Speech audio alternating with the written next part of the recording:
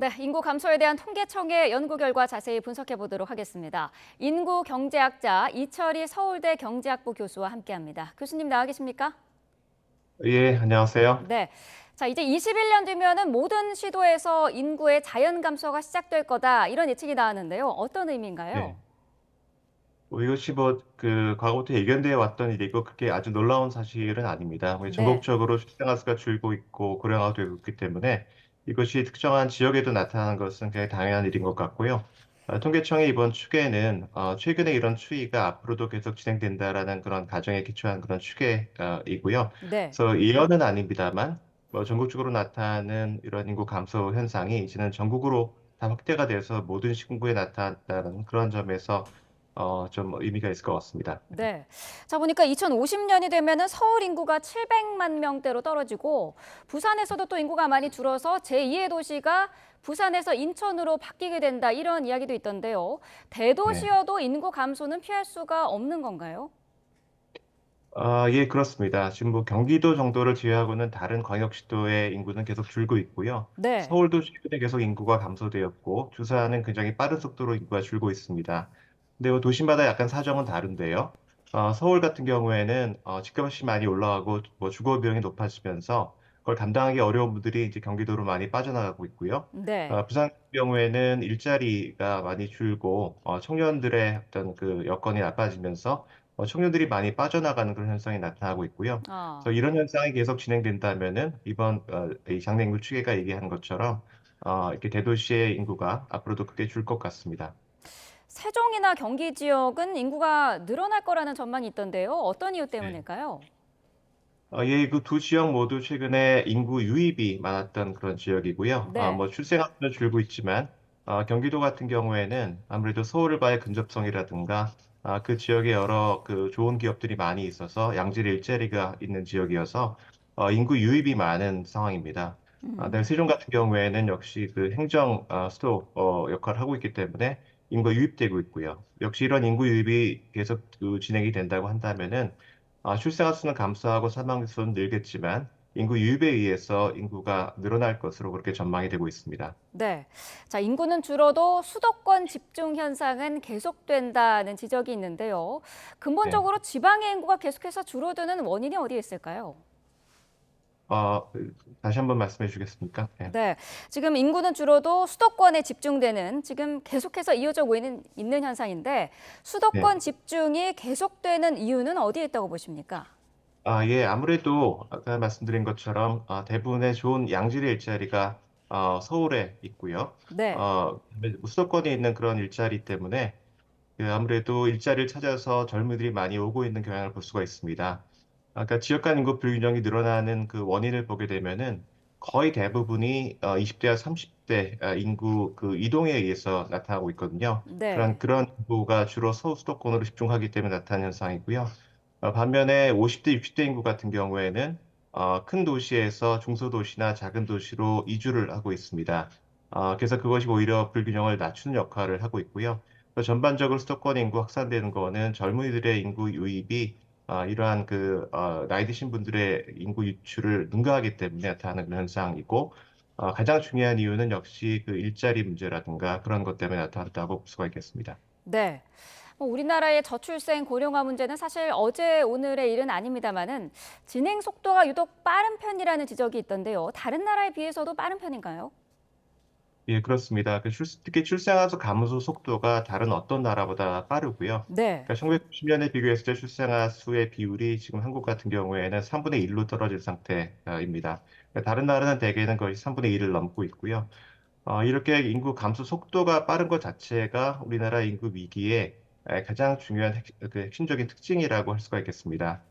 인구가 줄더라도 이것이 천천히 줄게 되면은 한 사회가 적응할 수 있는 충분한 시간을 갖고 있기 때문에 적응 비용이 낮은데요. 한국같이 불과 10년 사이에 출생아 수가 절반으로 떨어지는 그런 현상이 나타나게 되면은 이것을 감당하기에는 굉장히 좀 어려운 그런 문제가 많이 있는 것이죠. 네. 그래서 14세기 흑사병 때의 어떤 그 속도와 거의 유사한 속도로 전체 인구도 줄고 있고요. 더더군다나 출생아 수가 빠르게 줄면서 인구 구조가 변한 속도도 너무 빨라서 우리 사회가 이것에 적응하는 것이 굉장히 어려운 그런 면이 있습니다. 네. 자, 통계청의 연구 결과를 분석을 해봤고요. 이게 어떤 영향을 미치는지를 좀 짚어봐야 될 것 같은데, 나이 든 인력은 늘어나고 있고요. 젊은 취업자는 줄어들면 단편적으로 봤을 때는 일할 사람이 너무 부족해지는 거 아닌가 이런 걱정이 들거든요. 어떻게 보시나요? 이것을 둘로 나눠봐야 될 것 같은데요. 그러니까 네. 전체 노동 인구 규모를 봐야 되는데, 그런 생산 연령 인구는 굉장히 빠르게 줍니다. 그러니까 음, 15에서 64세 인구는 앞으로 한 25년이 지나면은 현재 70%로 줄고, 50년이 지나면은 현재 45%로 줄기 때문에 굉장히 빠르게 줄지만, 네. 이 생산 연령 인구와 노동 인구 자체는 아니고요.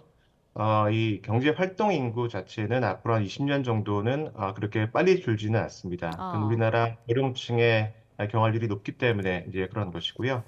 거기다가 앞으로 고령층이 되시는 분들은 더 생산적이고 학력이 높기 때문에 생산성의 이렇게 감소도 폭도 그렇게 크지 않고, 그래서 총량적인 노동 부족은 앞으로 한 20년, 25년 나타나지 않을 것 같고요. 네. 반면에 이제 중요하게 걱정이 되는 것은 뭐냐면은 여러 분야별로 노동 인력 부족이 발생할 것이라는 것이죠. 그러니까 인구 변화의 충격이 산업이나 직종별로, 그다음에 유형별로 다르게 나타나는데, 그래서 어떤 그 분야에서는 굉장히 큰 폭의 노동 인력 부족이 나타날 것이고, 그렇지 않은 분야도 있고, 이런 불균형이 나타나는 것이 앞으로 그 노동시장에서 나타날 큰 문제라고 할 수가 있겠습니다. 음, 총량적인 노동의 부족은 향후 20년간은 크지 않을 것이다라는 분석을 해주셨는데 어쨌든 청년 노동 인구 부족 현상은 당연한 일이 될 텐데요. 이 부분이 노동 시장에는 어떤 영향을 미칠까요?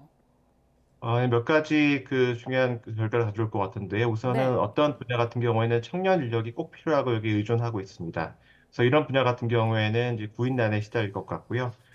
그리고 청년 인력이 전반적으로 노동시장에서의 어떤 기능을 그 강화하는 역할을 합니다. 이동성도 높고 잘 배울 수 있고 하기 때문에 네, 그런 불균형을 해소하는 역할을 해야 되는데 그런 기능이 떨어질 것 같고요.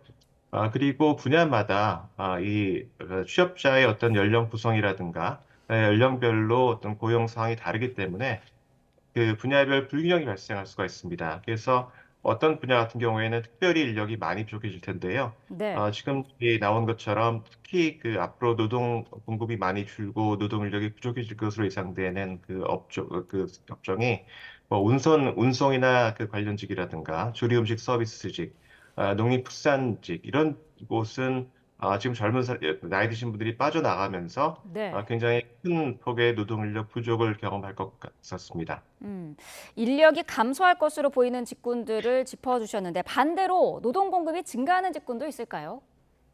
예, 일부 직종은 지금 한 중년층이 많고 그래서 이분들이 나이가 들면서 오히려 노동 공급이 늘어나는 그런 분야도 있는데요. 네. 대표적인 업종이 이제 교육 서비스, 그다음에 부동산, 법률 이런 분야에서는 오히려 인구 변화에 의해서 노동 공급 자체는 늘 것으로 예상이 됩니다. 근데 물론 노동 공급이 늘었다고 해서 취업자가 늘어나냐면 그렇지는 않고요. 그건 이제 수요가 어떻게 변화에 따라 다르겠지만 네. 인구 구조 변화 자체는 인력을 늘리는 요인으로 작용할 것이다라고 전망을 할 수가 있습니다. 네. 자, 말씀을 나누다 보니까 교수님께서는 지금 한창 논란이 되고 있는 의사 인력 수급 문제는 어떻게 보시는지도 궁금해지는데 정부는 사실 네. 고령화 때문에 의사가 더 필요하다는 입장이고요. 의료계는 저출생이기 때문에 의사 수가 늘리지 않아도 된다는 입장이거든요. 어떻게 네. 보십니까? 그건 이제 시기에 따라 다른데요. 한국은 네. 고령화가 진행됨과 동시에 인구가 줄고 있습니다. 근데 앞으로 한 30년, 2050년경까지는 인구 고령화 효과가 인구가 감소한 효과를 압도하기 때문에 오히려 의료 서비스, 그다음 의사에 대한 수요가 늘어나고요. 그리고 저희가 추정한 바에 따르면 약 38% 정도가 늘어납니다. 2050년경 이후부터는 인구 감소 효과가 인구 고령 효과를 압도하기 때문에 의사에 대한 수요는 그 이후로부터는 줄어드는 이제 그러한 그 시기에 따라서 좀 다른 그 변화가 나타나고요. 네. 그리고 여기에 대해서 좀만 더 말씀을 드리면은 의사 수가 2050년까지 이제 부족해지는 거는 맞습니다만, 여기에는 이제 여러 가지 요건을 감안을 해서 종합적인 정책을 해야 된다고 생각을 하고요. 몇 가지 다른 이 정책 목표가 있습니다. 하나는 이제 의사를 양성하는 그런 이 교육의 질을 떨어뜨리면 안 된다는 것이 하나가 있고요. 네. 두 번째는 아까도 말씀드렸습니다만 의사 수를에 대한 수요를 결정하는 요인들이 가변적입니다. 그러니까 지금 음. 이런 그 추정은 지금 현재 연령별로 의료 서비스 그 수요가 동일할 것이라는 가정하에서 나온 것인데, 네. 그건 뭐 기술 변화라든가 사람의 선호 변화에 따라서 변하기 때문에 그것을 면밀하게 관찰을 해서 계속 그것을 조정해야 되는 그런 작업이 필요하고요. 음. 2050년 이후에는 수요가 줄기 때문에 의사를 이제 오히려 줄여야 될 그런 문제가 발생을 합니다. 그래서 이것을 종합적으로 고려를 해서 이 점진적으로 늘리는 것이 사실 좀 바람직하다고 생각이 듭니다. 네. 자, 노동 인력 감소의 해결 방안에 대한 여러 가지 의견들도 나오고 있는데요. 네. 정년을 연장해야 된다는 의견에 대해서는 어떤 생각이십니까? 기본적으로는 나이 드신 분들이 능력이 허락하는 한에 있어서 굉장히 오래 일하는 것이 꼭 바람직하다는 생각은 듭니다. 네. 근데 현재 우리나라의 그 인구 변화로 인한 노동시장의 여러 가지 그 여건을 고려했을 때 정년 연장이라고 한 것이 앞으로의 노동수급 불균형을 해결하는 데는 그렇게 효과적인 방안은 아니다라고 생각이 됩니다. 어. 우선 첫 번째 이유는 아까도 말씀드렸던 것처럼 앞으로 한 20년 동안은 총량적인 노동 인력 부족이 발생하는 것이 아니라 특정한 부분에 특정한 유형의 인력이 부족해질 것으로 전망이 되거든요. 근데 음. 정년 연장이라고 하는 것은 그와 관계없이 모든 분야, 모든 유형의 사람들이 나이 드신 분들의 고용을 늘리는 그러한 정책입니다. 그래서 약간 효과가 없고, 네. 그다음에 또 하나는 뭐냐면은 아까 말씀드린 그 인력이 부족해질 것으로 예상되는 그런 업종을 보면은 뭐 사회복지 서비스업이라든가 운송업이라든가 그런 걸 보면은 정년이 별로 의미가 없는 그러한 일자리입니다. 그래서 네. 정년을 늘리더라도 그런 부분의 노동공급을 늘리기는 어려울 것 같다는 생각이 들고요. 그다음에 나이 드신 분들이 늘어나도 지금 앞으로 빨리 줄어드는 청년을 과연 대체할 수 있을지에 대한 그 의문이 있고, 또 앞으로는 고령자들의 특성이 앞으로 많이 바뀝니다. 고학력에 상승이 높은 그러한 분들이 늘어나게 되는데, 네. 그런 분들을 충분히 활용하는 데는 단순히 그 평균적인 나이만 고려를 해서 정년을 연장하는 것이 그렇게 충분한 방안은 아니다라는 그런 말씀을 드리고 싶습니다. 네. 정년 연장은 근본적인 해결책은 아니다라는 의견이시고, 지금 뭐 외국 인력을 도입하자는 의견도 계속해서 나오고 있습니다. 실제로 뭐 네. 필리핀 가사관리제 제도도 도입도 앞두고 있는데 이 부분은 해결책이 될까요? 그러니까 내국인 노동시장이 앞으로 그 여러 가지 불균형이 발생할 것 같고요. 근데 단기적으로는 어떤 특정한 분야에 특정한 그 숙련을 가진 사람이 부족해질 때 이것을 채울 수 있는 것은 외국인밖에 없습니다. 네. 그러니까 외국인 도입을 이 굉장히 중요한 그런 방안이라는 것은 부정하기 어려운 그런 상황이고요. 음. 다만 좀 제가 말씀드리고 싶은 것은 뭐냐면은 굉장히 핵심적이고 중요한 그런 인력을 전적으로 외국인에 의존하는 것은 상당히 좀 위험할 것 같다라는 말씀을 드리고 싶습니다. 그 네. 이유는 노동력이 부족해지는 나라가 우리나라만 있는 것은 아니고요. 최근에는 우리나라하고 그 외국인 송출 국가가 겹치는 뭐 대만이라든가 일본 뭐 이런 국가들에서도 인력이 부족해서 외국인을 도입하려는 노력을 굉장히 많이 하고 있고요. 그러니까 한마디로 국제적인 그러한 이 경쟁, 그러니까 외국인을 둘러싼 경쟁이 치열해지고 있는데 한국이 여기서 꼭 승리한다는 보장은 없습니다. 보다 더 이제 근본적인 것은 뭐냐면은 송출국 자체가 과거 우리나라가 경험했던 것처럼 앞으로 경제가 발전하면서 인력을 내보내는 나라에서 받아들이는 나라로 전환될 가능성이 매우 높고요. 이 나라도 최근에 이제 저출산을 경험하면서 앞으로 인구 구조가 고령화될 가능성이 높습니다. 그러니까 우리나라에 지금 인력을 내보내는 그런 국가들도 이 머지않은 장래에 인력을 받아들인 나라로 바꿀 것이기 때문에 우리나라가 여러 가지 핵심적인 그러한 그 부분에 전적으로 외국인에 의존을 하다가는 오히려 내국인의 그런 공급 시스템을 와해를 시키고 결정적인 순간에 외국인도 받아들이기 어려운 그런 상황이 올 수도 있고요. 네. 그러니까 전반적으로 외국인을 잘 활용을 하되 전적으로 여기에 의존하는 그런 정책은 좀 위험하지 않을까 하는 생각입니다. 교수님 말씀을 듣고 보니까 노동력이 부족보다는 불균형이 좀 더 큰 문제인 것 같은데 그렇다면은 우리에 맞는 딱 맞는 그런 좀 맞춤형 해법이 있을까요? 한국의 그 인구 변화라든가 노동시장 변화의 특성에 맞는 그런 해법이 필요한데요. 네. 그러니까 전반적으로는 이 젊은 사람들이 크게 줄고 있고 부분별 불균형이 생기기 때문에 장기적으로는 그 어떤 그 노동 인력도 낭비되지 않고 충분히 잘 역량을 발휘할 수 있게 하는 그런 정책이 전반적으로는 중요할 것 같고요. 그중에서도 이제 인구 집단별로 본다고 한다면은 한국의 가장 중요한 그 특징 중에 하나는 청년력이 굉장히 빠르게 줄어든다는 것입니다. 그러니까 청년 그 경제활동 인구가 앞으로 한 25년 내에 그러니까 35세 미만 그 취업자인데요. 지금 절반 이하로 줄어들 것으로 지금 예상이 됩니다. 그래서 굉장히 많이 줄어들고 그렇다 한다면은 청년 인력은 줄어들지만 이 사람들이 충분히 제 역할을 할 수 있도록 해야 되는데요. 그렇게 하기 위해서는 교육을 개혁을 해서 줄어드는 청년이 지금 노동시장에 꼭 필요한 그런 인적 자본을 가지고 나갈 수 있도록 바꾸어야 되고요. 네, 노동시장도 지금보다는 훨씬 더 그 유연해지고 이동성이 높아져서 네. 역시 또 많은 인력이 꼭 필요한 그런 분야로 적재적소에 배치될 수 있는 그러한 노력이 필요하다고 생각이 됩니다. 네. 네, 두 번째 변화는 이제 그 고령자가 많이 늘어나고요. 이제 고령자 중에서도 학력이 높고 생산성이 높고 이 건강이 좋은 그런 고령자들이 많이 늘어나기 때문에 그런 분들을 노동시장에서 잘 활용을 이제 해야 되는데 현재는 이제 그렇지 못합니다. 한국은 오히려 고학력 그 고령자의 고용률이 상대적으로 더 낮은 편이거든요.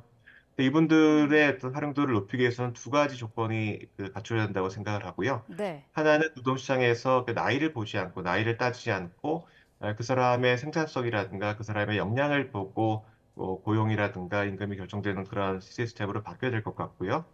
두 번째는 나이 드신 분들도 여러 가지 그런 여건에서 충분히 일을 할 수 있도록 좀 고령 친화적인 일자리로의 전환이 꼭 필요하다고 생각을 합니다.